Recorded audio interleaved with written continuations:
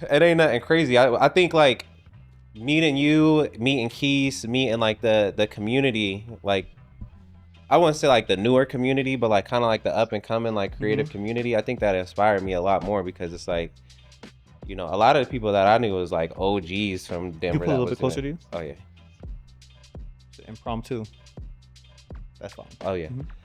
Yeah, all the people that I like knew from Denver that was in the creative space were like the OGs and stuff like that. So when I moved to LA, like I was so inspired because it was like all new and it was like young people that looked like me that was like moving around and making bread, like bread off of it. You know what I'm saying? So when I came back, I kind of was like, all right, well, I was connected to like the OGs and they kind of like, with like streaming and like new things, they kind of like fell back a little bit where they wasn't like embracing it.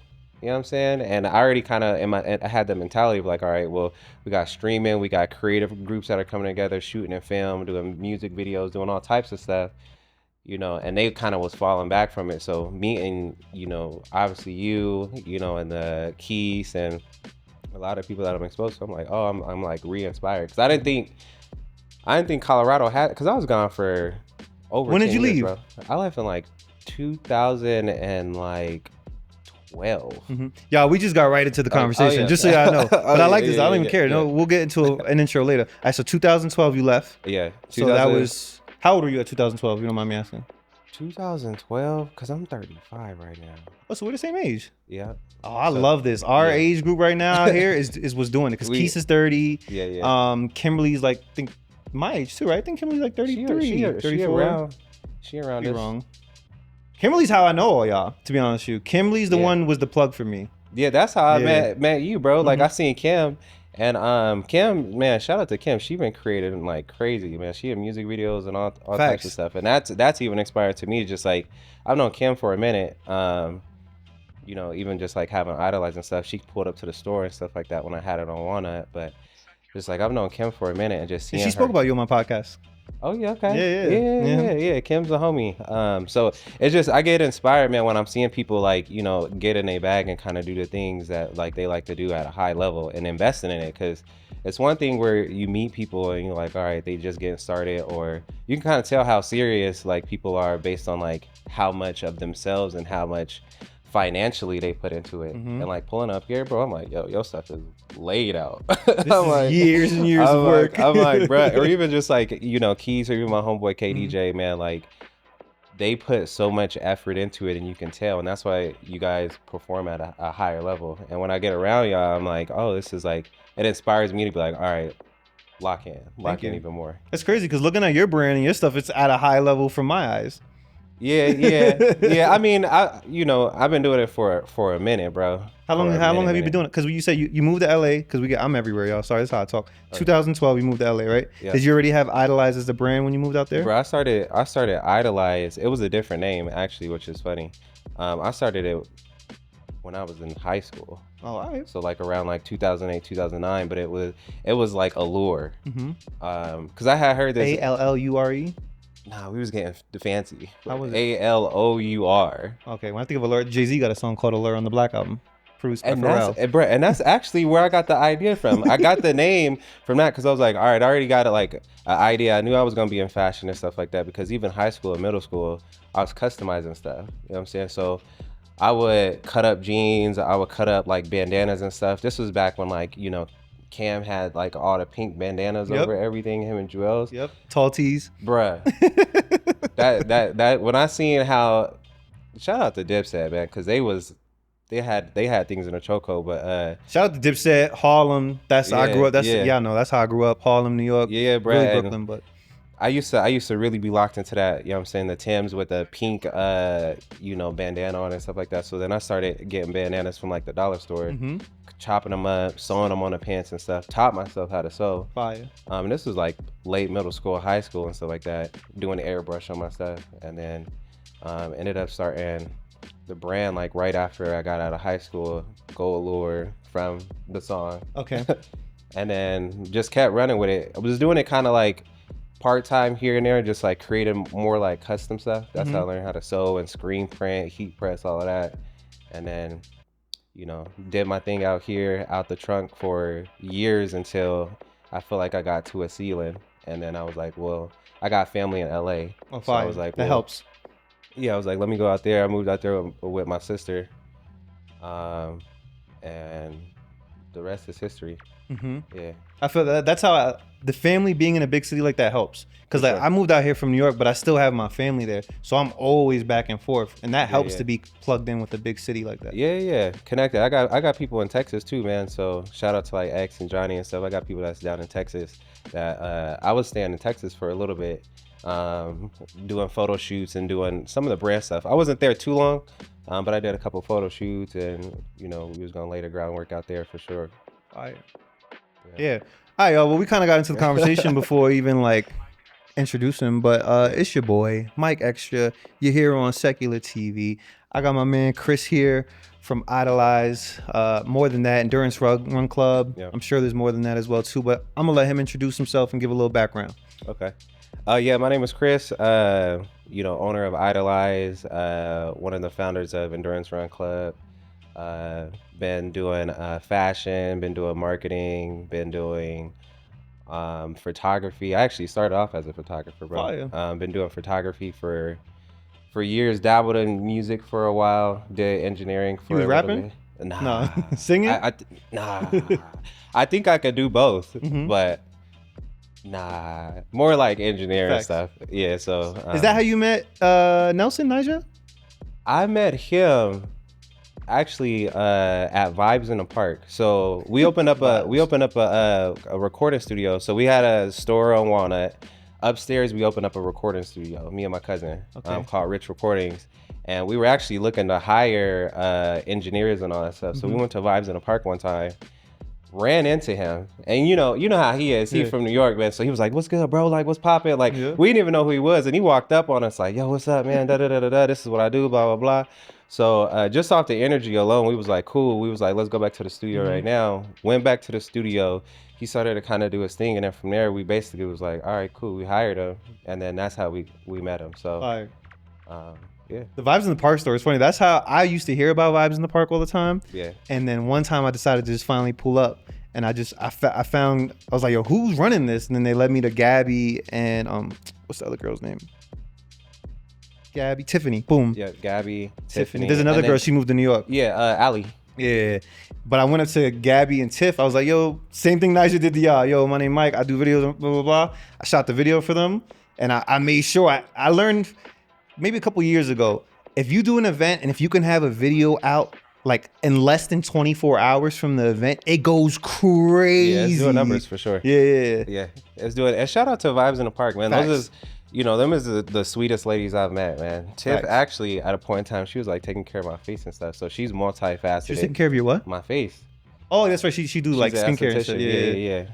But yeah, even with like all the health stuff, man, they got so many things going on, which is super dope. So yeah.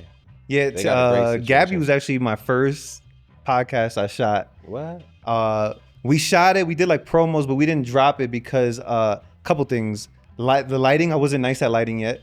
So the sun, that's why I tell you to come at a certain time. The sun wasn't out today, but normally the sun shines in here at a certain time frame, it overexposes the windows. And I have such OCD that I don't like the way it looks. Oh yeah, I feel you. So when I filmed with Gabby, the sun was like passing through. So like there was parts where it was dark, then it got mad bright, and then it got dark again. And I have too much OCD, so we didn't drop it. Yeah, they dope, man. Yeah, there's a lot of cool stuff happening in the city, which is super dope, man, and it's amazing. So. And y'all doing something tonight, right? Yeah, we got a yoga event. We're doing a collaboration with Urban Sanctuary. Okay. We're doing a yoga event. We expected it to be cold for the run club, so we kind of planned to be indoors. But I mean, right now it's like 60-something degrees in December. So, we could have kept I'm in shorts. Yeah, I'm like, we could have kept running and stuff like that. But yeah, Urban Sanctuary, shout out to them, man. What are they? Give us a background on them. So Urban Sanctuary, and I don't know the full background, but I'm gonna just kind of like what your understanding of them. Yeah. So I believe the owner used to be like a retired, either like a police officer or something like that. So she was like in the force, And then she went to obviously 5 Points where it's located at, saw that there was an opportunity for Black and brown people to, there's a lot of stuff going on in our communities and stuff like that. So I think she wanted to create a space where we could go and, do yoga, relax, decompress and stuff like that. And I think they offer like free classes at one of the days for fire. Black and brown people. So very aligned to the Run Club because we got similar goals and similar initiatives. So they actually, before we even knew about them, they pulled up to the Run Club. Erica came to the Run Club a couple times and was just running with us, and then eventually we connected and it made sense. So fire. Yeah, I've seen y'all. There was another collab y'all did recently, right? Yeah, we did one yesterday actually. Yeah, with Migas. Shout out to Marisol and Alex and all of them. Those events is probably my funnest events. Because I think when we have them, we got the coffee and stuff there. Their energy is crazy already. So I've never met her. I've heard about her, but I've never met her. Yo, she's probably one of the funniest people naturally that I've met out here. But yeah, their energy is dope. And then the space, we have it at Green Spaces, which is super cool. They got a ton of space there, and that's also aligned because Javon's my boy too. So. Yeah, a lot of people turn out. I dressed up in a Santa Claus suit. I just be trying to have fun, man. I dressed up in a Santa Claus suit because Vicky, when we did the event with them for around Halloween, she dressed up like Jason. Yeah, I seen that. I'm like, all right, let me like kick it up a notch. I'm saying and be Santa Claus. So that's fire. Yeah, they're cool. Yeah, I like that. I love seeing y'all stuff, man. And then you do all like the marketing, because y'all put out, I was talking to Vicky about this. Yeah. Y'all put out like a weekly thing, like a flyer. Hey, we running here this time, boom, boom. And another thing I saw y'all did that I liked was like tips for running in the cold. Yeah. That was fire. Yeah, so it's like, it's a collective. Vicky runs the social media and she's a beast with it. I kind of like built the structure of it to like set it up and then pass off to her, and she turned it into something that I don't know honestly, bro, if I would be able to turn it into what she's been able to do. Fire. She's very nitpicky about it, which you need. You like need to be up. Everything got to be aligned, everything got to make sense, which is super dope. But she's very focused on how it looks, and I'm like that too. But she's very focused on it to the point where like she'll grab my phone if I'm taking like certain video and like be like, let me see your settings. Like, cause it's like, so, and it's good to have her like running the social media and stuff like that. She's super, super creative too. But yeah, she handles a lot of that stuff. The tips, I do all of the tips. That was fire. Yeah, I like that. I'm not a runner, but I saw that. I was like, yo, that's it. I feel like it took y'all from just a regular run club to now it's like run club and educational information. Right. Yeah, because a lot of people don't know how to recover, and they don't even know how to prepare themselves to run. So it's kind of like, all right, we got you out here running and stuff, beating up your kneecaps and stuff. So we gotta find some type of other solution to be like, all right, let's prepare you, because we don't want people out there gassed out, like knees hurt and backs hurt and all that. So because I feel like that. I mean, I never prayed on it, but that could come back around on y'all, right? For sure. For sure. Yeah. It could. I think Vicky broke that down last week. If this episode will be after hers, but she broke that down on like that's what y'all working on in the next. Because I was like, what's the next moves, or whatever, and she said like y'all working on things like that to make sure y'all like waivers, I guess, right? Yeah. So we got waivers. The thing with it is just like figuring out how to have because we almost got like 300 people. Yeah, I know y'all have grown a lot because y'all started in April, right? We started in April, and it was really, and a funny thing, we was talking about Keith before we started. Keith actually started with us. So it was myself and Ambria, Vicky, Keith, and like AJ, Kim was around too. KDJ was around. We all was like kind of running individually, and then we all just sent a text and was like, yo, we all gonna pull up on Saturday. And then from there, it kind of just took off. I'm more of like a structural kind of like a builder person. So as far as like the structure and all of that, like that's something that I kind of was like, all right, let me at least get like the business aspect of it kind of making sense. But other than that, like all of them contributed to like helping it grow. Do you think the business side comes from your years of experience of trying to build your brand, grow your brand? Yeah, for sure. And then I got a 9 to 5 too, and my background is in finance. Okay. So I did small business, and finance for probably like 10 or 15 years, working with like helping small businesses grow, getting them registered and all that stuff. So very, very natural for me to do. So I was like, all right, well, let's start this off the right way, because, just thinking like in the future is like, all right, well, say this gets to like 10,000, 20,000 people, or we're trying to get sponsors and stuff like that. Like, we want to just make sure it's done correctly. Facts. So That's fire. Quick question. So do you currently work the 9 to 5? I do. I like that. I'll say this, y'all, because like I want a lot of people to see that. Like, I feel like the younger generation. I work at Target part time, and I see the younger generation, and I feel like they just think things are so easy, and they just because of the way social media is now. And I'm like, yo, if you're not willing to do some of this work, I don't think you're willing to do the work that it's gonna take to get you to pop off on social media the way you think you're going to. Yeah, bro, it's not easy, man. And that was one of the things. Like, when I moved to LA, I had a job when I moved out there, and then the majority of the time I was in LA, I didn't even have a job.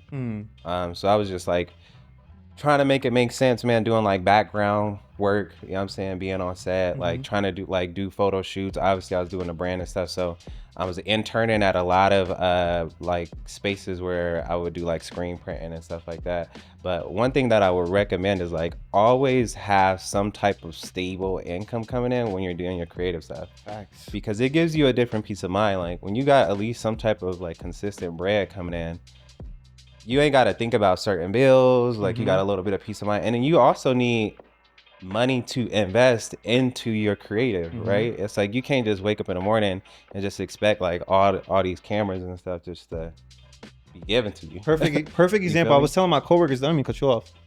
Perfect example on that. I was telling my coworkers this yesterday. I was like, yo, March should be 2 years since I've been working part-time at Target. And I told them, I said, I haven't had a Saturday to myself in 2 years. I've sacrificed a Saturday night for 2 years. But you know what I mean? I've got all my lighting, all my cameras. It was a well worth sacrifice. For sure. It's how you're gonna build your brand. It's how you're gonna expose yourself more. Even working at Target. That's how I met Nelson Nija at Target. Oh yeah, for sure. And we're from the same hood, same block and everything in New York. Yeah, man. Small world. Yeah, it's crazy, man. Like, I definitely like stand by like having a job, man. And it's like there's times that even like for the Run Club stuff, because I make all the Run Club stuff, like I'd be up till like 2 a.m. Before we ran yesterday, we popped up there and I was up until 3, heat pressing shirts, you know what I'm saying, organizing them, folding and stuff like that, on top of like still working, and then tomorrow going to work and all that stuff too. And it's like, I don't care. It's like whatever it takes, bro. Like, whatever it when takes. you get to that mentality where it's like, it don't even matter. Like, I don't need to sleep. At some point I will. Like, I just gotta lock in and do what I gotta do, man. Bro, yeah, it don't matter. we're on the same level. That's how I am. We gonna get it done, man. So so that's what I want to touch on next. So you gave us a little background. There's 3 of y'all who created the Run Club, right? Right. To give them names, because I want to meet the other person, because I want to have her up here. If like I have both y'all, I gotta have the third one now. Embriette. Yeah. She definitely will be a dope guest. Shout out to her, man. She's probably busier than me, bro. And I like to think that I'm busy, but she's super, super busy, locked into the community, all types of stuff, man. So she would definitely be dope. So her, Vicky, and myself. I bet. Cool. And then that started April. And then since April, I've seen, like you just mentioned, now y'all have merch. When did the merch come about, and when did you think about bringing in the merch? The merch, I'm always trying to monetize, bro. I'm always, and my thing is like, I know that like when it comes to like apparel and stuff like that, or just selling like physical goods, like that's my specialty. So I'm like, all right, we got this Run Club. When we started it, I already was thinking about merch, because I was like, all right, we need some running merch. We need to brand it. The key to branding it and growing it, from my perspective, is like, let's have as many people wearing endurance stuff, because when people see it, it's just reiterating. Oh my bad. It's just reiterating and branding it over and over. So I'm like, let's get the merch done. Started making that at the crib. And I didn't think it was gonna pop like how it popped, because like I would just pull up to the Run Club with like a couple hats, a couple shirts, and they would swarm me. It's like, yo, let me get this, let me get that. You know what I'm saying? So gradually we started just, as the Run Club was growing, we got more and more merch and stuff like that. But Yeah, and we wanted to keep the run club free. A lot of run clubs, honestly, they generate revenue from charging people yearly. And Word out here. yeah, most run clubs they got like dues that you got to pay yearly. And shout White out to people don't Vicky. play, yo. Yeah, dog, yeah, because it's a lot to organize, man, Mm-hmm. and do all that stuff and manage it and stuff like that. And one thing that Vicky really reiterate to me was like she wanted to stay like super free and like not really charge people, not like hit people over the head, and I had the same mentality too, because I'm like, well, if we're gonna do something for the community, we shouldn't even really be charging people like that. Yeah. But the merch is a way for us to kind of expand and do it in a way where it's more organic and we're not like charging crazy prices and stuff like that either. So No, to be honest with you, I respect that 100% because I don't run, but like to charge. So I get what you're saying. It does take a lot of work and coordination, but at least make people are going to run no matter what. So it's like, y'all going to charge me to run. I might as well just go run it myself. But another way to build your brand and expand was the merch. And I think like, fire idea. Smart. Yeah. And like I said, it was super. Like I've been making like apparel for forever, so I got to tap in with you. But I already had all the stuff. Like I converted my garage into like a little bit of a gym, and then the other half is like where I make a lot of the stuff at. So, super easy for me. Are you married? I'm not. You're not? My bad. I was looking at your finger. That's a little pinky. Oh, pinky. Not yet. It's on the way though. Yeah. So you're in a relationship. Yeah. All right, so now that's cool because you just mentioned you're super busy. Yeah. You got a lot of things going on. How do you balance and manage having a relationship? Because a relationship is work too. So it sounds like you got mad jobs. Yeah. I mean, the cool thing though, man, is I got probably the chillest girl, and she's very, very supportive. So yeah, it makes it super easy. You met her out here? Yes. Yeah. When you came back from LA? Yeah. Well, no, I met her out here before. Okay. Yeah. So, yeah, but she's super dope, super supportive. She got her own like creative stuff that she be doing too. Oh, that helps. Yeah, she creatively is super dope too. She does like art and drawings and stuff like that, and she does markets and stuff like that. So super. You ever collaborate? When I had the store, a lot of the art that I was selling in there was some of her art. I didn't have that much art in there, but I did sell some of her stuff in the store. Did you sell Kim's candles in the store too, right? I think that was like her first place. I think I did. I think she was telling me that's how she first had like a market was selling. I could be wrong. Yeah, check my episode if y'all want. I think I did, because when Kim had her candles, first of all, her candles was the best smelling candles I had, bro, and they burn super slow. I'm mad she don't sell them no more. I had two and they lasted forever, and now they're done. Yeah, her candles is like 40 or 50 hour candles, man. I used to let it burn at my crib for hours. Well, she's telling me you have to at least burn it for at least 4 hours, or else when you go to relight it, like the wick and all that'll be a little messed up. Yeah. She came into the store one time and seen that like they were burning uneven, so she like she like did something. Yeah. But yeah. I had a couple other people's stuff there. I had Kim. I think I had Kim stuff. I don't know. But I was buying her candles so much that I probably did have it in there. But there was another candle maker. I had some of my girl stuff in there for a little bit. We had Palo Santos and all types of stuff. Yeah, that's fine. So you don't have a storefront no more. It's online, right? Yeah, it's 100% online. I'm probably gonna do the storefront thing again. Probably in 5 Points. If I could just find, I love that like, you call it 5 Points. Thank you. Oh yeah. There's some people who are like Rhino. Yeah, yo, bro, my family, man, is real East Siders, bro. Like they grew up over there. Like, and I was over there too. Like I was born over in that area and kind of grew up a little bit over there. Then we moved to Montbello, but yeah, definitely got to call it 5 Points. Yeah, definitely. I agree. I like it for sure. But yeah, I'm just looking for a spot over there. Running the store was kind of hard, man, and the space that we was in, I just kept getting more and more space, and it kind of started to be a little bit overwhelming. So, and we had a studio upstairs, and like, yeah, it was a lot. So I asked that because I just think about the market nowadays. Like, like I'm an adult. Like when I was young, I have dreams to do all these things, and you get older, you realize things called like overhead costs, and like the amount of volume that's coming in versus the amount of volume that's going out, or so like. That's why I'm trying to keep this in here until I could get somewhere. I would like to outsource the space, but I can understand like overhead costs, the location, just mad different things that come into it.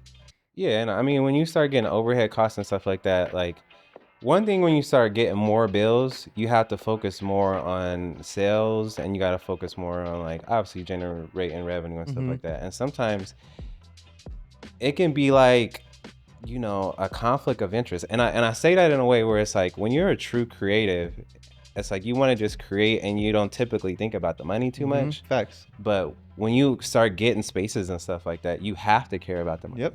So one thing that I didn't like when I had the store, because we ended up having like half of this warehouse, bro, like down literally on Walnut. Fire. And we had so many things going on. So in my mind, I was like, well, we got to generate revenue for the studio. We got 3 or 4 engineers up there that me and my cousin got to figure out.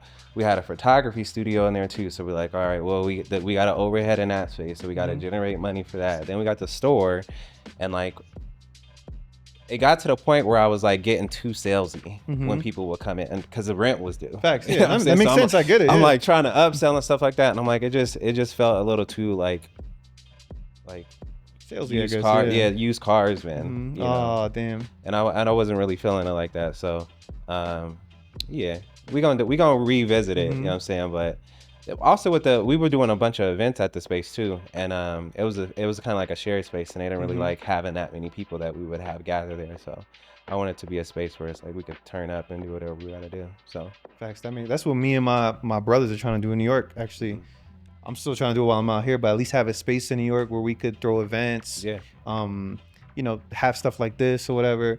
I need to pull up to New York when you go one time, bro, because I know you're gonna show me a whole different side, the underground side.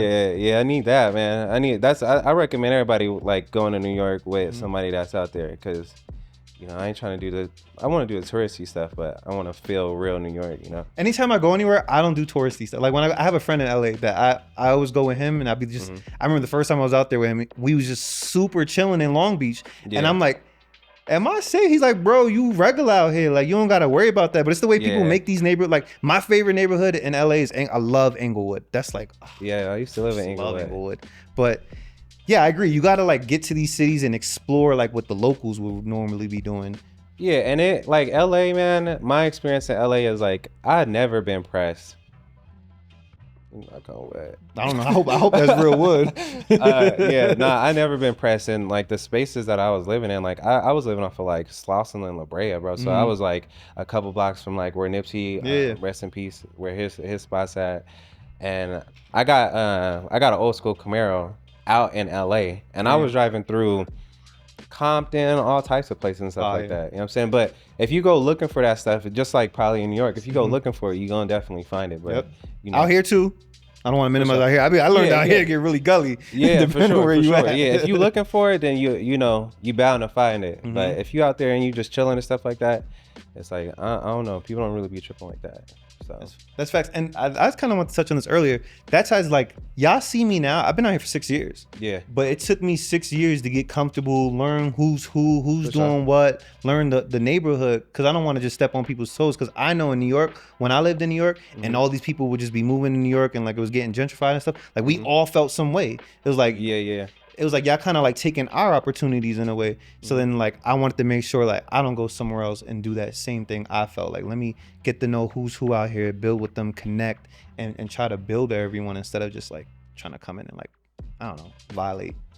Yeah, it normally don't work. Like long term, it don't work out when you go in, and it's kind of like a manager going into a new manager going into like an old team. You know what I'm saying? Where they already, you know, working together, they smooth, like they got it kind of figured out and stuff, and you come in there like, all right, we switching all this up, like y'all gotta pay attention, you know. So yeah, I experienced that. I was telling my mom that this morning about one of my supervisors at my job. I'm like, this dude just came in thinking he know it all, and I was like, bro, get to know us first and get to know how the work moves here, and then you might be able to make some moves. Yeah, for sure. Yeah, I had a similar mentality when I went to LA. Like I was super blessed, man, moving to LA. Because just the people that I met when I first went out there, like one of the guys that brought me out to LA, because I was working at, I'll just say at Urban Outfitters. So I was a manager at Urban Outfitters in Denver at Cherry Creek. Fire. So what year was that, if you don't mind me asking? You know, bruh, it was like 2000 and I don't remember. It's probably like the 10s or the 11s. No, because at the time, Urban Outfitters was the spot. Yeah, we was on, bro. Yeah. We was on. Yeah. We was popping. Everybody was shopping there, man. I had all types of clothes. It was like right up my alley. We actually did a pop-up at Urban Outfitters with the brand. Word? Fire. Which was, no one's ever did it. I don't think no one's ever gonna do it out here. But we did a pop-up with Urban Outfitters. They gave us like free range to be able to do whatever we did. We had a tent. We had Chick-fil-A cater it. Damn. They gave us a budget, man. We ended up getting kegs and stuff. So like we had like beer and all types of stuff. That's fire. Shout out to y'all. And one day it was like the most revenue that I've ever made for the brand ever. But yeah, so I moved out to LA.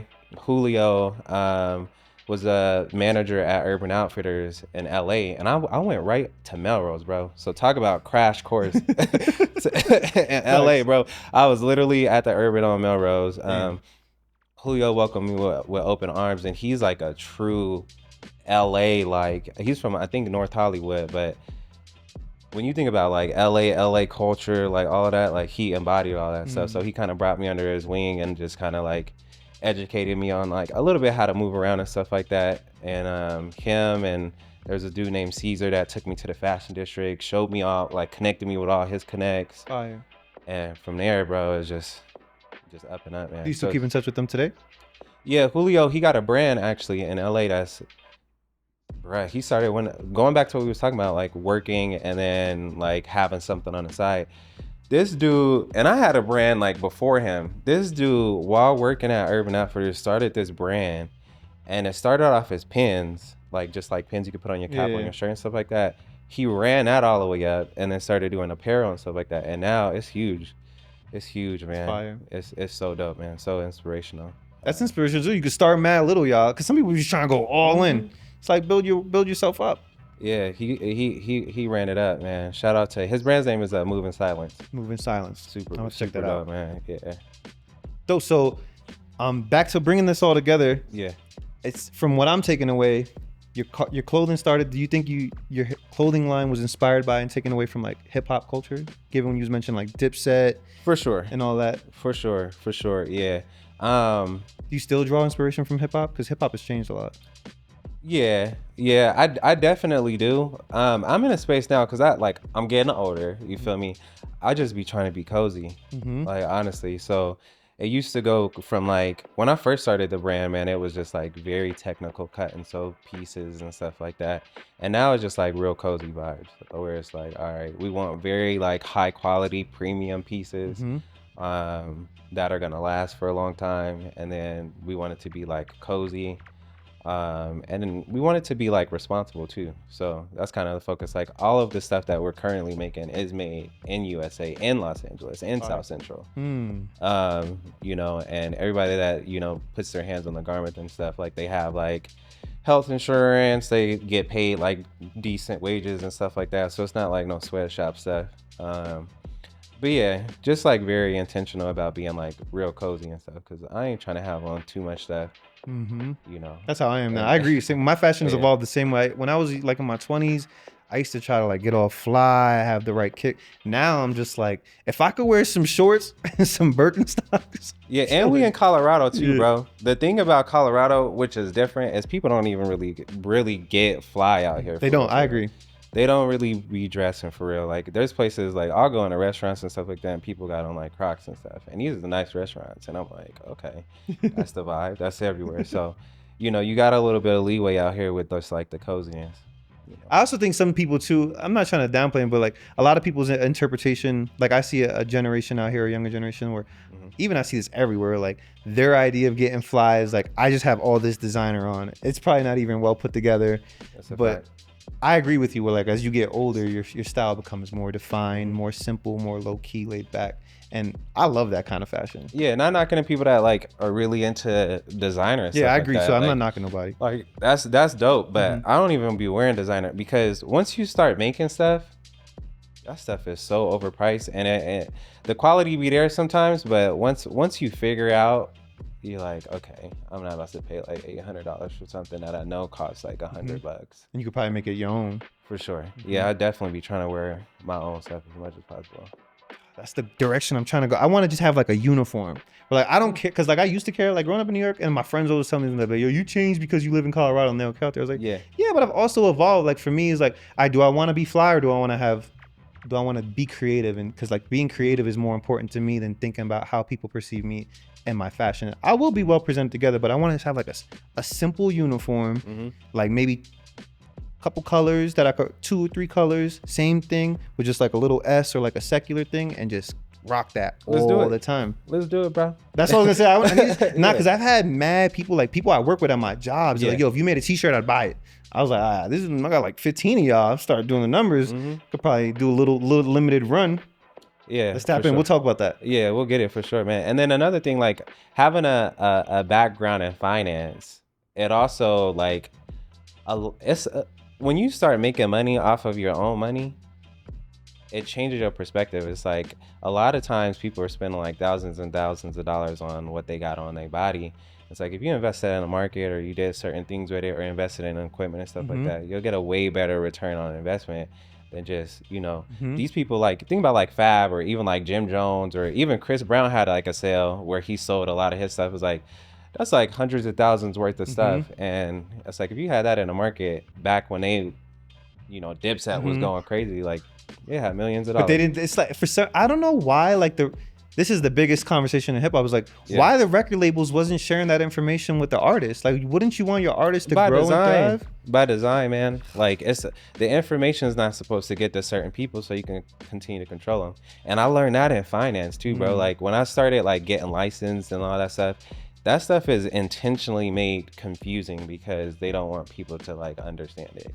And once you understand it, you like, and when I talk to my cousin and stuff like that, like I simplify a lot of it because he's getting into investing and stuff too. And I'm like, bro, it ain't even that hard. It's actually pretty simple. It's just they use all these different words to like try to confuse you and stuff. And it's the same thing as like record labels should have been a little bit better, obviously. But I know they was probably just pushing an agenda, trying to profit. And the image too. Like that image is what is selling, man. That consumerism where it's like, all right, have on all the chains, have on all this, like bust down Rolly, bust down that. And it's like, yeah, that's cool, man. But I know people that had all that stuff and they're just like, bruh, they don't even be wearing it no more. Think about like Pharrell auctioning off all those chains and stuff. They probably later realized like this ain't worth any of it. Yeah, it's crazy. It's crazy. Damn. Yeah, you could put your money in different places. You know what I'm saying? And I'm not a person, I work now. I ain't trying to work forever though. Same here. So I'm like, I'd rather not be working and just doing what I got to do creatively than having to work. But you're making the sacrifice now. I'm sure like in 10 years, you're going to look back like, yo, thank God I was grinding it out because now look, I'm chilling. Facts. Yeah. That hindsight be crazy. When I be looking at my hindsight now, I wish, obviously you live and learn, but I wish I grinded as hard as I'm grinding now when I was younger and had the energy and the time and all that to do it. Yeah. It's like I would have been way ahead, but the God universe has his plans. The universe is special though, bro, because some of these opportunities, regardless of what you think, might have not even presented themselves because of the time it might have not been there. 100% facts. So I be thinking that too. I'm like, dang, if I had did this, did that, you know what I'm saying? But sometimes you got to go through certain things mentally, emotionally, like, there's certain lessons that you got to learn before, the life is going to bless you with like graduating to the next level. Yeah, I wasn't mature at that time. I wouldn't be able to handle whatever. Yeah, I feel you. Yeah. You feel like you a lot more mature now? And I mean, I'm sure I have some more growing to do. Okay. But I think I got to a point where I've matured a little, but I've also just embodied my character. Like, yeah, my character, we all have flaws. We all have strengths and weaknesses or whatever. But I'm learning to just embrace more who I am and just live in that instead of worrying so much about what other people think about it. Yeah, and that's the biggest confidence booster, honestly, bro, because when people know who they are, people sense that you know who you are, and it's like a confidence thing, if that makes sense. Yeah, it makes 100% sense. Yeah. Because I sense that's one of my frustrations with people sometimes when I be trying to like connect or build with people. It's almost like you can tell they're not confident in themselves by the way they're moving with me or like just questioning things. It's like, damn, I can see like that used to be me or like I wasn't confident or whatever. And it's like I try to allow that room for grace for them too. Yeah. So It's tough though, but I see what you mean. I could feel that off people when they're not confident in themselves. Mm-hmm. They just don't present themselves in a certain way. Yeah, for sure. All right, so you've been out here, Denver, whole life. The reason for me building this platform was like I want to bring more Denver. Obviously, there's other people doing it in other ways. Like you got a run club where you're building community. What Coco Event Group is doing with like creatives and doing these like pop-up events and bringing creatives together. Yeah. So my goal with this is to highlight people and have conversations with these people who are doing all these things to like say, hey, yo, we out here doing this and we want to work with people. We want to all just love on one another. For sure. How do you feel the current state of that is going compared to like past? I think now, man, especially because people have a lot more access to express themselves creatively. I feel like it's definitely growing, especially out here. Like when I moved back out here a couple years ago, one thing that I noticed is I was like, yo, first of all, there's a lot of transplants from all over. Facts. And I think like what the community here has saw, that, you know, has already been here for a while, they knew the opportunity was here, but when you got other people coming in and from different areas like LA or New York or Texas, Arizona, wherever. Florida. Florida, a ton of people from Florida. Yeah. But you got people coming in here, you kind of get a little bit of fire under you because you're like, well, if I'm going to start this stuff or if I'm going to do this, I got to like really step it up. You know what I'm saying? Because we got a lot more competition now. So I think that's inspiring. And I like how people are collaborating. Because there was a point in you know, Denver where people was not rocking with nobody. It was like real cliquey, you know what I'm saying? But I feel like now everybody is working with everybody, which I think. My first couple years out here, I felt like that, to be honest with you. And Yeah, I know for sure. I want to give people grace because COVID affected, like, people just didn't know how to move with just even their family members sometimes with That's COVID. Like, right. can I hang out with you? So I want to allow grace where people were just uncertain on how to move, all of us in general, with COVID. And then I feel like I started opening myself up. And like you said, now I feel like there's just been, this past year, I've met so many people and collaborated with so many people who's just like, oh, this is fire. Yeah, for sure. Yeah, the community is definitely dope, man. It's exciting, man. And that's one of the reasons why, like, you know, when I first moved back out here, man, I was like, let me get out of here and go back to LA. But there's a lot more opportunity here, man, in the creative community where it's like, okay, it makes sense to, like, you know, develop and grow. And I started off here. Yep. So I feel like, you know, at some point, you got to put on for where you came from. You know what I'm saying? I'm like, all right, well, my main focus is like, all right, I went to LA and I proved that the brand would work, that I was creative, that I was able to generate revenue and do all of that stuff. And I'm like, I feel a little obligated to come back and be like, well, I went over the mountain, I learned, I got some of the tools, I got some of the resources now. Let me bring it back and let me build something for the community before I go international, like at the home base. So. Facts. And plus, I feel like there's so much opportunity here now where, like, if you try to go like LA, Miami, Chicago, New York, it's like there's a mad people. And here it's like you have a higher chance, I feel like, here to stand out and pop off versus being in like an oversaturated market depending on the city. Yeah, I was just talking to Keith about that actually. We went out to eat and we was just talking about that, how like there's a lot of opportunity and the key is just working together. Like when I was in LA, everybody worked together. It was like regular. Think about like Atlanta. I was about to say that. That's literally what I was about to say. Atlanta, yeah, like, think about that's Atlanta. everybody's reference point. Because it's fire what they do down there. Yeah, think about Atlanta. But I mean, I think we're on track with that. And, you know, we might already have that here. Because even talking about vibes in the park, talking about like, you know, connecting with you, Keith and stuff like that. Like, I don't know how I would have met any of y'all if it wasn't for other people and just like the community bringing us together and seeing that like, oh, you have value. Let me connect you with Chris. You know, Gabby has value. Let me connect y'all, all that stuff. So it's dope. Yeah. That's fake how I met. Do you call him Nelson or Nigel? I don't know what to call him. You know, I don't call him either. Yeah, I call him Hip. You call him Hip God? I call him Hip. So when I be hearing Nelson, I'm like, who the hell's Nelson? That because Nelson to me, if I'm correct, when I asked everybody from home if they remember him, they're, oh, that's Nelson. Yeah. So like that's what it puts two and two together with Nelson because I feel like I do because he's older now, but I feel like I might have seen him around the block when I was younger. I could be wrong, but I love him to death. Yeah. But Gabby was the first person to tell me about him. Yeah. And then this girl I work with at Target, she was like, yo, I met this dude, blah, y'all should connect. He's from New York. He makes music. And then one day couple months later, he's randomly at Target shopping. She tells me, she's like, yo, it's the dude I wanted you to meet. We started connecting about where we from in New York, and we literally pinpointed each other to the same. Like, bro, we was neighbors. Yeah. Our whole life. And he actually knows, like, my mans I'm close with in New York that I've made music with pretty much my whole life. They used to work together, and my mans would tell me when he would come to my block, like, yo, I know this dude out here. I don't know if you know him, but I'll be doing videos and stuff for him. I'm like, nah, I don't really know him. But it's so funny how it came full circle out here. Yeah. And that's how it works, man. Like, again, like, I was talking to Keith and KDJ, man. We're chopping it up, and it's like, you really like one or two people away from me and the people that can change your life, honestly.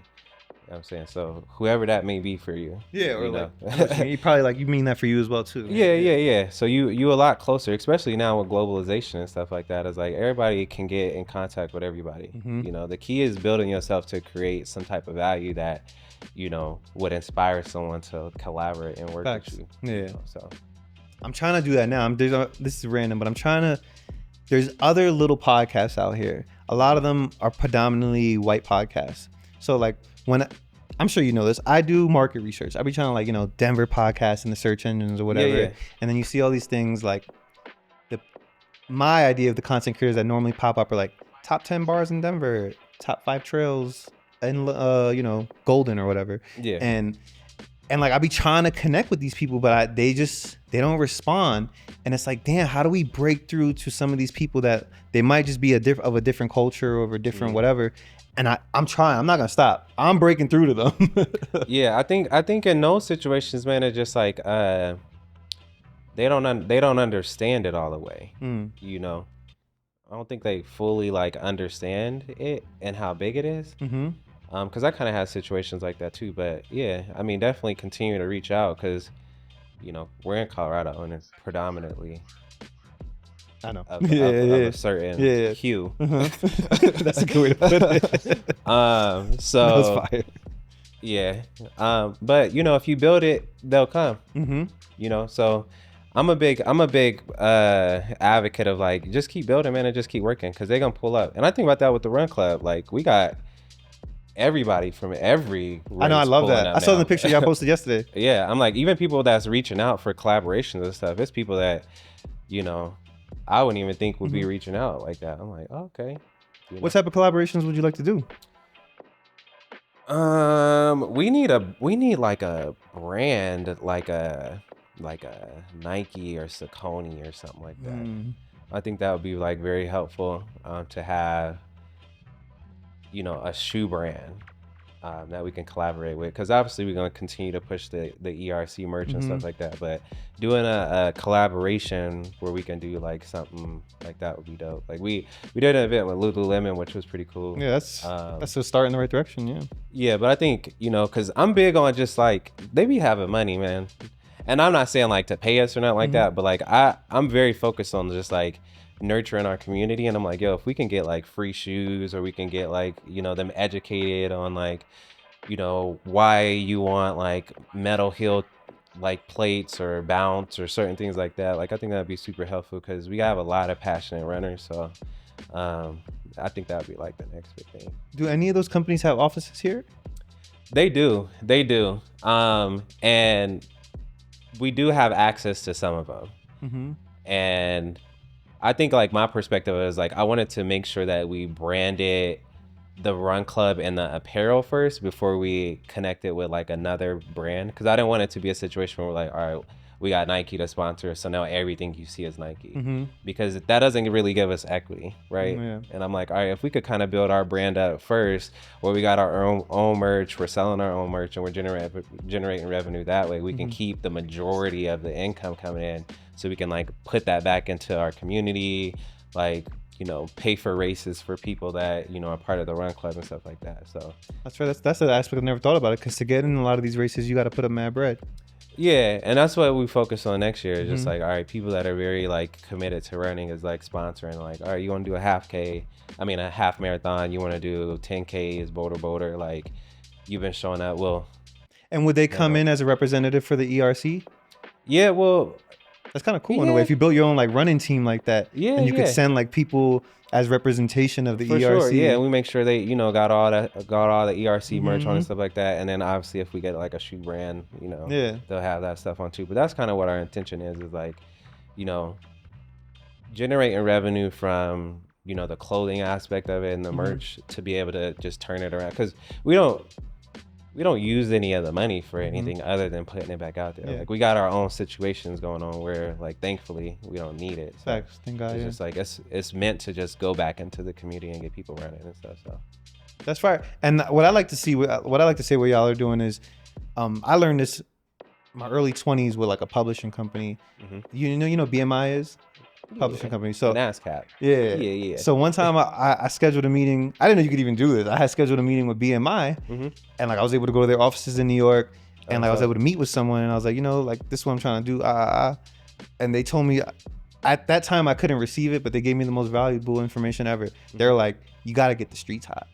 Like you gotta make your name hot in the streets to make people to want to come to you. And I feel like what you're saying is exactly what y'all are doing. Y'all are putting in the groundwork. And I feel like y'all, like you said, y'all built up the club so high where it's like y'all almost got the streets hot. And then I know y'all did that little spec ad. I can't wait till that comes out. Because I feel like that's gonna like do a little more for y'all. Yeah, man. Shout out to Keith again, man. He's a super director, super producer, and his whole team too, man. It was a ton of people. Like I put up the set, bro, and it was like, like maybe 10, 15 people there. Like they had crafty, they had food, they got Qdo, but like he's like him and his squad, man, is on 100 level. Facts. So I'm excited for like the video and the photos because we did a photo shoot there too. I think Lonnie did the photos, they said. Yeah. She's cold too. She's cold. But she's probably gonna be shooting for the brand too. Smart. Her, and then Anthony Mays too. I don't know if I know him. Yeah. Anthony. So I gotta get him up here. Me and him have been trying to collaborate for a while. But sometimes Anthony it's like that. And it's on me. It's not even him. I take full accountability. Yeah, he's been the one trying to do it. Yeah, he even told me when I stopped the podcast. He's like, "Bro, what's up with the podcast?" I was like, "I don't know." He's like, "Bro, you got your own unique voice. You got to keep doing it. Yeah. And he's the reason, kind of how like when I saw him at an event maybe a couple months ago. Yeah. Him saying that to me was like, "All right." That's when I redid the set, all that. Yeah, he's such a cool dude, man. He's such a cool dude for sure. Yeah. He even told me too. He's like, "Yo, just pull up to my place." Yeah. He was like, "If you want it, we'll pull up to my place and do it." I think he got a studio or something. He did. He got a nice studio. It's on the west side, if I'm correct, or on like Federal or something like that. Yeah, he did our photo shoot for Idolize Denver. And real chill too, man. Like we was just out walking around, just laughing and stuff, and then he pulled out the camera. And I'm talking to KDJ and stuff, and we just chopping up, and he starts shooting. And stuff. Yeah, I did that recently, right? We did. Yeah. So, and then. Yeah, he was just shooting and stuff like that and got some real dope candid photos of us just kind of like walking around the area and stuff like that. So he's dope, man. Yeah, like, shout out to Anthony. Good people, man. Real good people, man. We're going to get you up here, Pa. For sure. Yeah. You got to. Yeah, he's a great dude. Now, I love his photos. He actually does a lot for the city of Denver. I feel like in culture when it comes to his photography, he like gets to take pictures of all the celebrities that I feel like I would appreciate. And he's there getting them fire film photos of them, everything. Shout out to Anthony, yo. Yeah, I haven't seen anybody document and culture like how he does, and it's very connected to who he is. When you meet him and you start chopping it up to him, like it's very, very authentic and stuff like that. You know what I'm saying? So I think that's very, very important. And that's when your work is authentic, man. It's gonna naturally kind of gravitate, get people in and grow. Honestly, so facts. And I feel like he does a lot for like the brown community out here. You ever heard the Vino out the trunk? For sure, yeah, I put up on him a couple times. Is that what it's called? Yeah, it's like they do the wine out the trunk. People there they painting. Yeah. That actually kind of reminds me of like New York. I ain't even been to New York yet though. Nah, that is some like old school New York shit. Yeah, facts. Yeah, but when I first pulled up on it, I was like, yo, this is kind of like, cause in LA, bro, we don't be posted up outside like that, just like sitting on the corners and stuff like that. I don't feel like it's that safe. Nah, not in LA. It ain't. And LA is like more spread out than New York. So it's like, what corner are you going to be on? Like Slauson? That's true. And they be doing like 80 miles an hour down Slauson. So, but yeah, it just reminded me of like kind of a more like an East Coast kind of vibe. Like I pulled up, they had the table set up. Real welcoming, bro. Like they was like, "What's good, bro?" Like da. Like they asked me if I was drinking or not. You know, some of the people don't even be drinking there, but they just want to go there for the community and stuff like that. So, yeah, they definitely dope. And I think they released like a magazine or a book or something like that. The Vino out the Gabby was the one who put me onto that. Yeah. Because I was trying to like learn more about things. Like I love I'm gonna say paint, but they'll say graffiti culture. There's like a fire culture out here that people, you wouldn't think of it for Denver, but if you out here in these streets, there's people out here who are nice at painting and graffiti, like killing it. They actually, there's, if I'm correct, Duker and Kearns, it might be the name. They had this maybe a couple blocks up on a parking garage. Oh yeah. And you ever see the people who get the big bubbles, but it's like vertical? Oh yeah. Bro, I was mad I didn't take a picture of it because the freaking buff man I hate the buff man out here. He be out here ruining it. But they had these fire 2 pieces coming down. One hit it one day and like 2 days later, I know they friends because you could see that they run around together. Yeah. But fire. I was just like, I love that community out here. Yeah, there's some dope stuff. And at Vino out the trunk, they kind of be fresh there too. Like when you pull up and you kind of just look around, they drip out. Yeah, but like not like dripped out in a way where it's like designer stuff like that. But if you like, I be into brands, so I go there and I'm like, yo, they be kind of fresh too. Yeah. But dripped out to you think that's like designer then? Yeah, I think when I think of like drip, I think about like, drip is a newer term too. Yeah, fresh is a good way to put it. Yeah, I think drip is like kind of more like designer kind of vibes, but it could be whatever. So. I agree though. Yeah, I never really was too big in the designer. I was more of a streetwear person. Yeah, and that's also cozy too. Yeah, and I don't want to be out and about, man, just like moving around and like my feet hurting, because like a lot of them designer shoes hurt your feet. And I don't want to have on something that's so expensive where I'm like, I'm eating like a rib and I spill it on my shirt, and there goes that. That happened to me and my man's when we was in LA together. Actually, we was out to eat and he got some shirt he had on, but he got the stain on it. Yeah, and he was tight. I was like, that's why I'll stick to my little $60 streetwear shirts. Yeah, for sure. Yeah, or even just like white tees and stuff, man. I be wearing white and black tees because they be disposable. I'm like, all right, let me pig out, eat what I eat. Rub it up and just toss it away. Facts. Yeah, man. I actually like one thing I've embraced out here, because like I like the outdoors, not too much. Yeah. When I moved out here, I think it was more like I was entering that and learning about it, and then after being out here for 6 years, like I'm not gonna go hiking every weekend. I'm not gonna be in the mountains all the time. Yeah. But I love. I've finally taken away from white people. I'll take like, I saw a thing recently. I think it was Lil Yachty and Lil Baby. Yeah. Oh no, it was Yachty and Drewski. They did like you seen the close friends thing they did for Instagram? Nah. Instagram's doing this new thing where they put out videos on YouTube and it's called Close Friends. And it's like these high quality ass videos of just like dope. People chilling. So the one, it was recently Drewski and Yachty. Okay. And then Yachty was getting on Drewski for having the Birkenstocks on. Oh, and then and I think one of them said, "It's about time we take from the whites." Yeah. Anyways, long story, I love where I'm getting at is like I love some of that fashion, like the chill, laid back. So I've been able to, my fashion I've mixed is like this outdoor hiking shit with streetwear. That's like my look. Yeah, that's definitely the vibe, man. And I think another thing we took from people of a different hue. Yeah, you're politically correct, bro. Our Crocs, bro. I don't like Crocs and I used to hate Crocs. I used to hate Crocs too. But I wear Crocs all the time. They're mad comfortable. I had to get some swaggy ones though, the little camo joints. But yeah, I've been wearing Crocs for a minute, man. I don't be wearing them like out and about too much. But the Birkenstocks for sure. I actually need to get a pair of them. I love Birkenstocks. My thing. They're comfortable. They're not too expensive. I just want to be more. I want to create more. Like this year, I don't know if you've seen. I used to have my hair long, a little bit long, curly. Yeah. This is gonna be my grind. I'm gonna let the beard grow out, hair get long. You might see me without a shape up this year. Yeah, it'd be like that. Just know my head is down and I'm working. Yeah, it'd be like that, man. Yeah, another thing though too, when you talk about like the outdoors and stuff, which is cool. So, all right, as far as you being outdoor and stuff like that, do you like hiking or? Oh yeah, the 2-3 years ago, I did 6 14ers in a month. Yeah. And at that time I wasn't healthy, I wasn't in shape. I was smoking weed and I was like I shouldn't have been doing that, but that's when I learned it's a mental exercise for sure, and that should be most life-changing thing. The last one I did, last 14 I did is Mount Elbert, highest peak in Colorado, over 14,000 feet of elevation. It took the longest trail, it was the hardest trail, 12 hours all day. But I mean, I came down from that hike. I didn't have a thought in my head for like 2 days.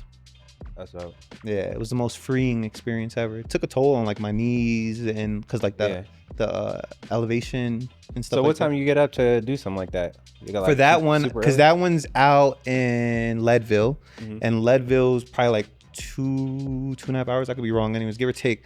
But you gotta, and then you gotta start that hike at like 6, because you don't want to be at the peak, or what is it called?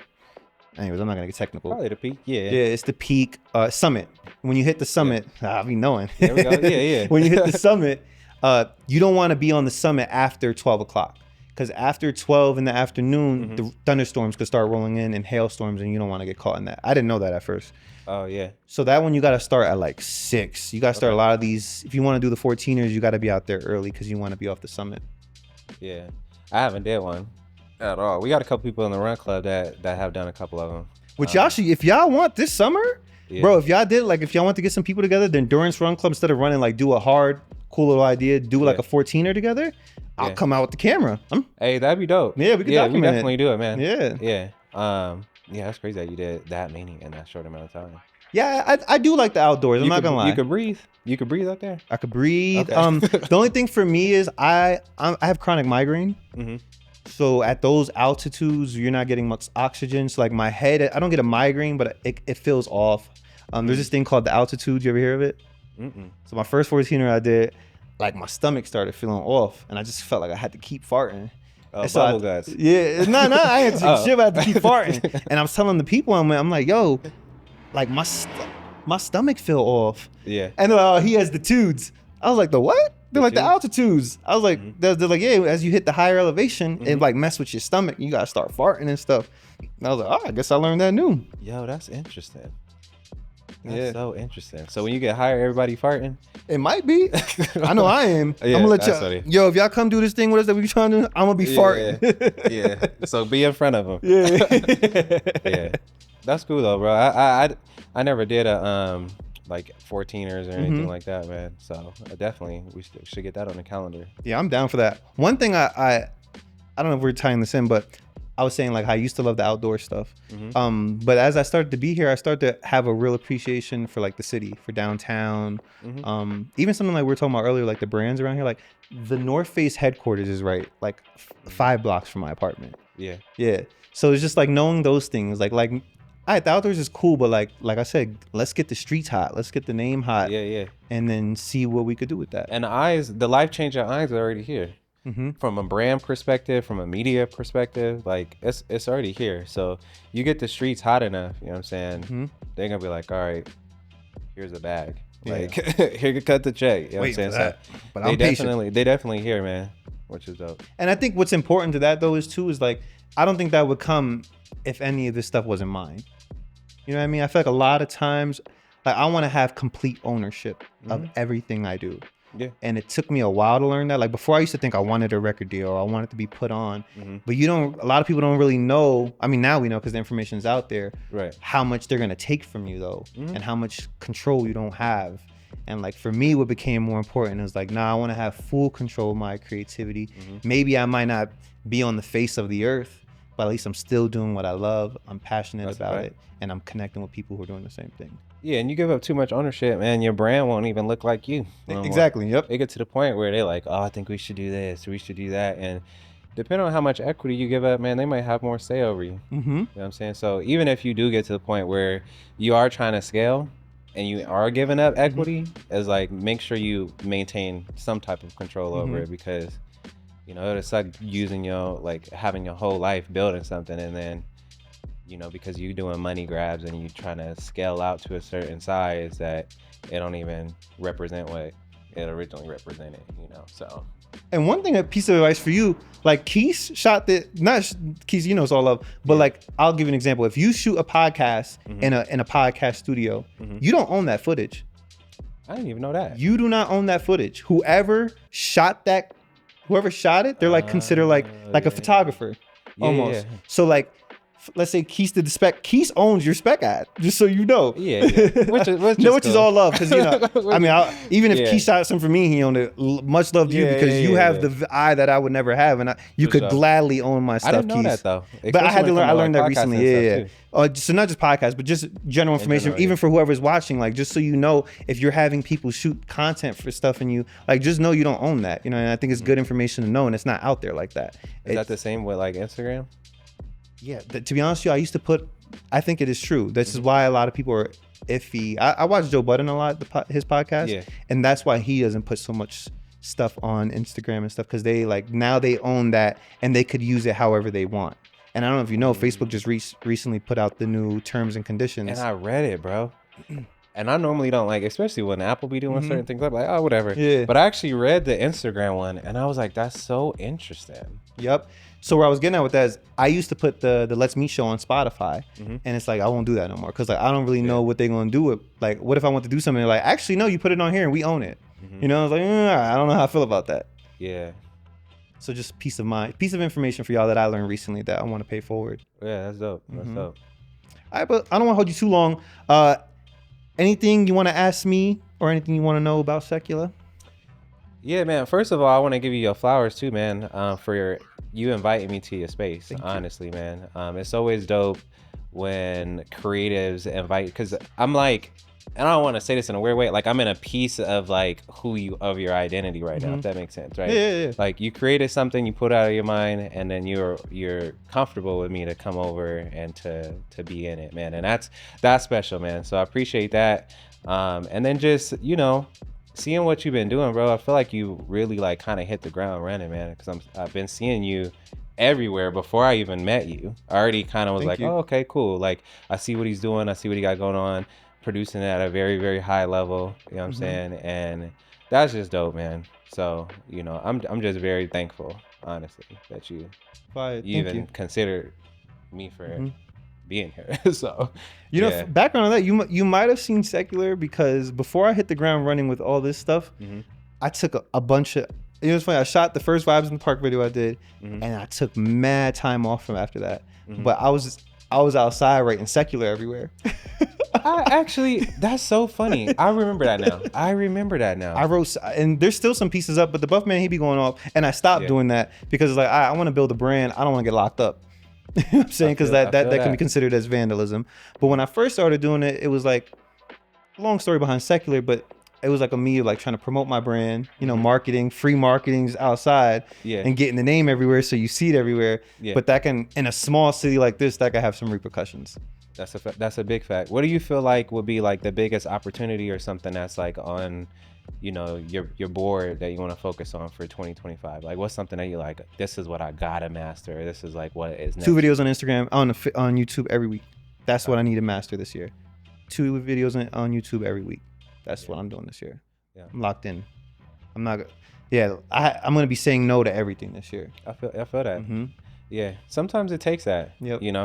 I was talking about that to Vicky in the Run Club. It was like, we can't say yes to everything, and a lot of people reach out and stuff like that. So it's just like being able to say no definitely is sometimes better than saying yes. Because it allows you time to yourself to, think about what is actually aligned. And sometimes people get opportunities and they really be distractions. You know what I'm saying? They'll be like, oh, this is an opportunity. And it's really just kind of like guiding you off of like your goal and stuff like that. But that's definitely dope. What, where do you want everything to kind of go to in like, let's say 5 or 10 years?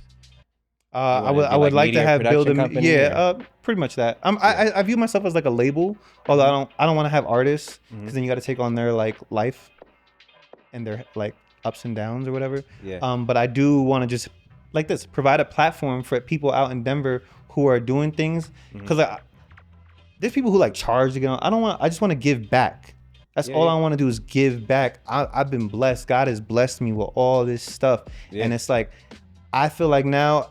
I'm not in my 20s. I'm not young. I'm not trying to be like the dude who's seen. I'm not trying to be like, I don't want to be the face of anything. That's why I want you to do that video after this, where like you say happy holidays, because I want this to be more of like the community of Denver that's out here, and I want to highlight that. So 5 to 10 years, that's what I would like to see more established, where like when people are coming through, maybe they'll stop by or whatever, and just like build culture out. There is culture out here, but highlight the culture out here, and bring more people together, and bring all. That's really what I want. Is like what some of the I want to bring all the hues together under secular. And build like that, man. I feel like that's what Jesus would do. My lifestyle, secular is a reflection of Jesus, and honesty. Okay, yeah. In church, they say, it's funny. In church, they say, when you listen to regular music of the world, they say, oh, that's secular music. You ever hear that? Oh, okay, yeah, okay. I was gonna ask you that. I was like, where'd the whole concept and idea? So I grew up in church, and I believe in God, you know, but I understand people could be really religious. I'm more spiritual, and I feel like Jesus was the perfect embodiment of that. Jesus, back in his days, he was like touching people, healing people, everything they said you shouldn't do, which is why his people turned against him and he got killed or whatever. But he was really just trying to spread love and touch everybody in the world. And that's my goal of secular, is to do the work, continue the work that Jesus was doing. Man, that's beautiful. Thank you. That's definitely beautiful, for sure. Yeah, let me see if I got any other questions, man. I know I'm gonna have some when I leave. If not, then just tell them where they could find you. Oh yeah, socials, links, and all that. Yeah. So as far as social, it's Chris Idolize on pretty much everything. Idolize Los Angeles on like YouTube, Instagram, all that stuff too. TikTok. I saw you follow me recently. TikTok. Thank you. Yes, yeah, on TikTok. We also got Idolize Denver. So the brand is Idolize, but the Idolize Denver, all of the handles for that is really showcasing more of the community. So a lot of the stuff that you find on like Idolize Denver, Idolize New York, we also got. I didn't know that. Idolize Ghana. So Idolize what? Ghana. Oh, okay, that makes sense. I think you said Donna. Yeah, no, we Donna? we definitely going international with it for sure. So we got Idolize London and all that, and those pages will be more showcasing the lifestyle and people wearing the stuff in the communities and uplifting the communities. But that goes into my another question actually. Do you plan on taking secular outside of Colorado? Because I mean, you're from New York, you know, and you travel around and stuff like that. Do you think it's, you know, you're gonna keep it here, or are you gonna allow it? I don't want to say allow, but do you want to expand it to different markets too? Created in Denver. But next place is obviously New York. I'll be back and forth from New York my whole life. That's just home base for me. The next two places I would like to expand, whether I just go visit and maybe take somewhat of my setup there or rent stuff out there. Brazil and Japan are my next. I know those are the two places I'm touching next. Shout out to why Brazil and Japan? That's interesting. I choose Brazil because I love the language of I don't understand it. I can't speak it. I think Portuguese is a sexy language. It's funny. There's a Honey Nut Cheerios commercial right now where a lady's like, I love Portuguese. And I was like, yo, me too. But long story short, I love the language. You know ballet funk? You know, you gotta Hip God plays a lot about so ballet funk is, you might have heard, it's like they have the same rhythm. It's almost like reggaeton, but all their beats go like cha chicka cha cha chicka cha. Oh yeah, okay. And I don't know, something about that sound, that the language, the way they deliver it. Yeah. I just love the culture. So I want to touch base in Brazil for that, and Japan because of the streetwear culture. Yeah, Japan is definitely we actually got an Idolize Tokyo page too. We definitely want that to be something. But that means we should connect on that. We should go to Japan together. I'm serious. Yeah, for sure. Yeah, we definitely should. Like obviously 3 to 5 year plan. We should do that. Yeah, we do it. Yeah, and we'll run it up, man. We can even do like, you know, a secular show out there, do photo shoots for. Yeah, that's what I'm saying. We could do mass stuff. Run around, like all of that. Go on hikes and do all that type of stuff.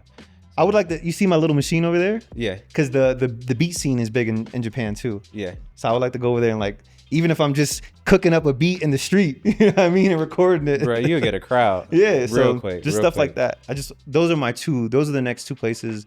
3 to 5 years, I definitely want to venture out. Yeah, Brazil's dope, man. We got a huge diaspora there from Africa. Yeah, which is one of the reasons why I was like kind of interested in that too. What's your nationality? What does that term really mean? I heard Joe K use that recently. What? Diaspora. So diaspora, and I might butcher this, but it is people that are from Africa that are in another place. So that's everywhere.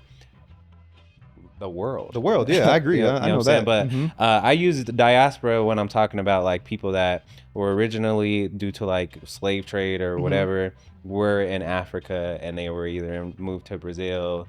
We would be considered a diaspora because obviously y'all know what happened with slavery. Yeah, no. But there's so many different places, man. London, Mexico got a ton of black people out there too. So, yeah. Yeah, that's fire. I was gonna ask you, what's your nationality? I'm Puerto Rican. You know, I forgot. You know, I learned recently. You know, I learned recently. Puerto Rico is considered West Indian. That's interesting. Yeah, and it's funny because it's like you wouldn't think. Because when I think of West Indian, I think like Trinidadian, Jamaican, stuff like that, or like Guyanese. I don't know if they're considered Guyanese or considered West Indian since it's in South America. But anyways, being West Indian is like a geographic thing. So it's like the Caribbean. Puerto Rico's in the Caribbean. That makes sense. I got one of my my homeboys, the one I kind of brought him up earlier, X and Johnny, him and his dad. They Puerto Rican and Mexican, and I actually went to Puerto Rico the first time with X. Fine. Beautiful island, beautiful island. And one thing that X's grandpa told me, he was like, "Yo, the darker your skin out here, like the more they like, you know, rock with you." If that makes sense. Which is the opposite in America, in Colorado. It's interesting because like in those areas too, I feel like they have like I don't know how to explain it, but like there's racism even within same cultures. For sure. Like they be like the light skinned Dominicans be hating on the dark skinned Dominicans. It's like y'all Dominican. Yeah. That's how it be in Africa too, bro. Like, you know, everybody look the same. But, you know, there's a lot of diversity in Africa just because you're the same, you know, color. You know, there's so many, you know, different variabilities, you know, in Africa. But I hear it's kind of like that too, where it's like, you know, you got this tribe that's beefing with this tribe, but on the outside, everybody looks the same, you know. So. Tying into that, how everything ties back to Africa, that's reggaeton ties back to Africa. And a lot of people don't know that. Reggaeton, it started in Panama, but they took from Afro beats in Africa. That makes sense. And it made its way to and then Puerto Rico blew it up. The more that I be looking into Africa, bro, the more I be like, Africa is everything. Everything. I agree. Africa is everything, you know, so. And even think about like African American culture, how much it's influenced the U.S. I mean, completely. Think about Japan. Facts. They got braids in Japan, bro. And waves. I seen something on TikTok, waves in Japan? Bro, I seen something on TikTok and they got waves. This dude was getting it. They like. Yeah, it was like a little curling iron that he would curl, like the dude was curling over and then they would brush it and put on a do-rag. And I'm like, man, I go to Japan and they spinning harder than me. It would be crazy. I wanted to say that on you. I saw that when you first sat down because I got that little rim light. It was just highlighting your little waves. We be trying to work on it. You feel me? Yeah. But yo, thank you so much for coming up here. Yeah, appreciate you so much, bro. Yeah, happy holidays, bro. You told them also y'all could Endurance Run Club. Shout the how they could find that if they want to join. Yeah, Endurance Run Club on pretty much everything. We're getting ready to start a YouTube and kind of lean into that a little bit more. Good. But yeah, we're on TikTok. We are on Instagram. On pretty much everything at Endurance Run Club.